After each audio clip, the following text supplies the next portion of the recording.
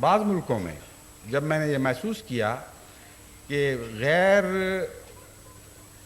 تو نہیں کہنا چاہیے لیکن بعض حکومتوں کے احمدیت دشمنی کے آثار وہاں ظاہر ہو رہے ہیں اور ان حکومتوں پر غیر معمولی دباؤ ڈالے جا رہے ہیں، اور یہ صرف میں نے محسوس ہی نہیں کیا بلکہ حکومت کے اعلیٰ افسران نے اور سیاسی رہنماؤں نے مجھ سے تفصیل سے اس معاملے میں باتیں کی اور بتایا کہ آپس پردہ خاموشی کے ساتھ جماعت احمدیہ کے خلاف کیا کیا سازشیں کار فرما ہیں۔ تو ایسے موقع پر میں نے حکومت سے بعض صاف اور کھلی باتیں کہیں لیکن مختصر، اور جہاں تک میں نے غور کیا ہے میں خدا کے فضل سے اپنا پیغام پہنچانے میں کامیاب ہو گیا۔ مثلا جب میں نائجیریا کے پریزیڈنٹ سے ملا تو میں نے ان کو بہت شفیق پایا، باوجود اس کے کہ بعض علاقوں میں احمدیت کے خلاف بڑا دباؤ تھا۔ انہوں نے از خود ٹیلی فون کر کے نائجیریا کے ایک معزز احمدی سے کہا کہ تمہاری درخواست جو ملاقات کے لیے پیش کی گئی تھی وہ غیر معمولی تاخیر سے پیش کی گئی، میں نہیں جانتا کہ کیوں ایسا ہوا، لیکن اب مجھے پتہ چلا ہے کہ آپ کے خلیفہ کا دورہ شروع ہو چکا ہے اور وہ جلد جانے والے ہیں، اور اس لیے میں نے یہ پسند نہیں کیا کہ باقاعدہ دفتروں کے چکر میں پڑھ کر آپ کو اطلاع بھجواؤں۔ میں چونکہ آپ کو جانتا ہوں اس لیے براہ راست فون پر کہہ رہا ہوں اور یہ وقت دیتا ہوں، اگر اس وقت وہ تشریف لا سکیں تو میں خوشی سے ان سے ملاقات کروں گا۔ جب ہم وہاں پہنچے تو پروٹوکول والوں نے بتایا کہ آپ کے ساتھ تو ڈھیر لوگوں کا آ گیا ہے، 24-25، اور ہمارے تو دستور کے خلاف ہے، ہم تو آپ کو 6 کی اجازت دیں گے۔ پھر انہوں نے مہربانی کی، انہوں نے کہا اچھا 8 کی اجازت دیں گے۔ اب حسن اتفاق کہ پریزیڈنٹ صاحب وہ ہمارا قافلہ دیکھ رہے تھے اور اندازہ لگا رہے تھے کہ اتنی کاروں میں کتنے آدمی ہوں گے۔ ابھی یہ بات ہی ہو رہی تھی کہ پریزیڈنٹ صاحب کا حکم آیا کہ جتنے آدمی ان کے ساتھ ہیں سارے اوپر آ جائیں، اور بلا استثناء کسی کو بھی نہیں روکا گیا، ہر ایک کو اوپر بلا لیا گیا۔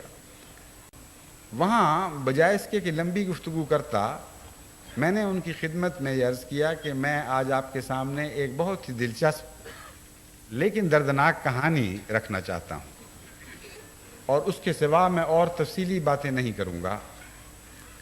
میں نے کہا ہمارے ملک میں محمود اور ایاز کا قصہ مشہور ہے۔ محمود وہ بادشاہ تھے جنہوں نے 17 مرتبہ ہندوستان پر یلغار کی اور 17 مرتبہ فتح کر کے واپس لوٹے، اور وہ ہندوستان کی اسلامی تاریخ میں ایک غیر معمولی مقام رکھتے ہیں۔ ان کے متعلق آتا ہے کہ ان کا ایک غلام تھا جس کا نام ایاز تھا، اور ایاز سے ان کو بہت محبت تھی، یہاں تک کہ بادشاہت کے دوران اس کو ترقی دیتے دیکھتے وزارت تک پہنچا دیا، اور پھر بالآخر اسے وزیر اعظم بنا دیا۔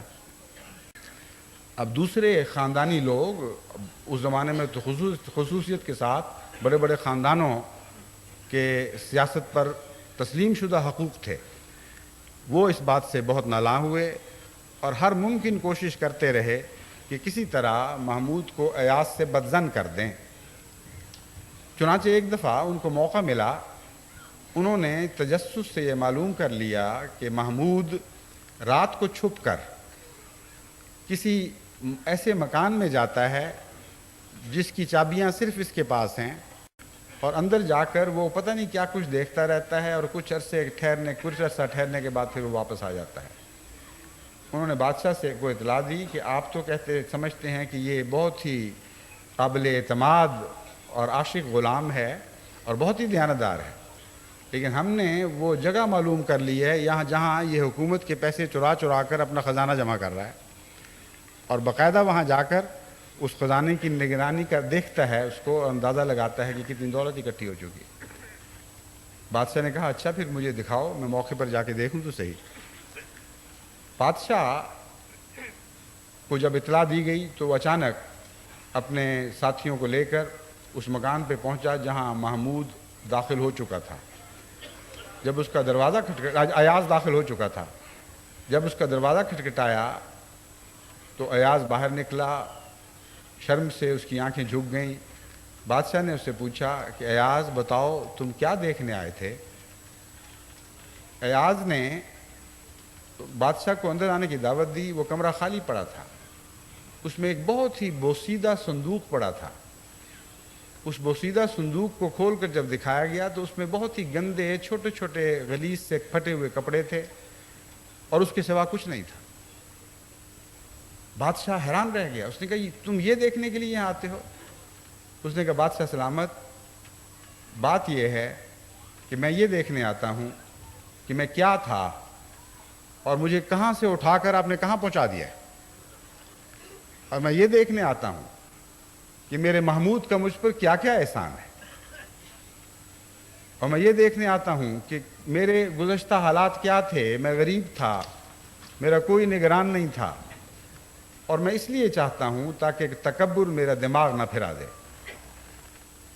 میں نے کہا کہ جب احمدیت یہاں آئی تو احمدیت غریب تھی، لیکن آج بھی احمدیت غریب ہے۔ احمدیت غریب کے طور پر آپ کے ملک میں آئی اور غریبانہ طور پر آپ کی خدمت کی۔ ہمارے پاس کوئی تیل کی دولت نہیں تھی، کوئی حکومت ہمیں پیسے نہیں دے رہی تھی، اور آج بھی ہمارے پاس کوئی تیل کی دولت نہیں ہے، کوئی حکومت ہمیں پیسے نہیں دے رہی۔ صرف اخلاص کی دولت ہے، صرف یہ تمنا ہے کہ بنی نوع انسان کی خدمت کی جائے۔ ہمارے لیے کوئی محمود پیدا نہیں ہوا، لیکن خدا ہمارا محمود ہے۔ ہمیں دنیا کی کسی سربراہ سے کوئی توقع نہیں ہے۔ کم سے کم ہم سے وہ پرانے کپڑے تو نہ چھینیے، کم سے کم ہمیں خدمت کے موقعوں سے تو محروم نہ کریں۔ جب یہ بات میں نے ختم کی تو میں نے ان کی آنکھوں میں آنسوں کی جھلی دیکھی، اور اس کے بعد پھر کسی اور بات کہنے کی ضرورت نہیں پڑی۔ نائجیریا حکومت کا اس وقت سے رویہ نہایت ہی محبت اور پیار اور اخلاص کا ہے، اور میں نہیں جانتا کہ پس پردہ اور سازشیں کیسی چل رہی ہیں، لیکن یہ میں جانتا ہوں کہ نائجیرین کی حکومت پوری طرح انصاف پر قائم ہے اور جماعت احمدیہ کے حقوق ہرگز پامال نہیں کرتی۔ اس ملاقات میں صدر مملکت نے مجھے نائجیریا کا ایک گاؤن تحفہ دیا، اور میری یہ خواہش تھی کہ میں وہ گاؤن پہنوں تاکہ اس رنگ میں اپنے تشکر کا اظہار کروں، لیکن وہ میں نے کہیں سنبھالا تھا اور وہ سنبھالا گیا، یعنی پھر فوراً نظر نہیں آیا۔ مجھے معلوم ہے کہیں میں نے سنبھال کے رکھا ہے۔ اب دیکھیے اللہ کی شان کہ نائجیرین وفد جو یہاں آیا تو اپنے ساتھ ایک تقریباً ویسا ہی گاؤن لے آیا، اور انہوں نے کہا کہ ہماری خواہش ہے کہ آپ یہ گاؤن پہنیں، اور یہ گاؤن پہن کر آج ہمارے ملک کو اعزاز دیں کہ آپ بھی ہم میں سے ہیں۔ اعزاز کا تو یہ ان کا انکسار ہے۔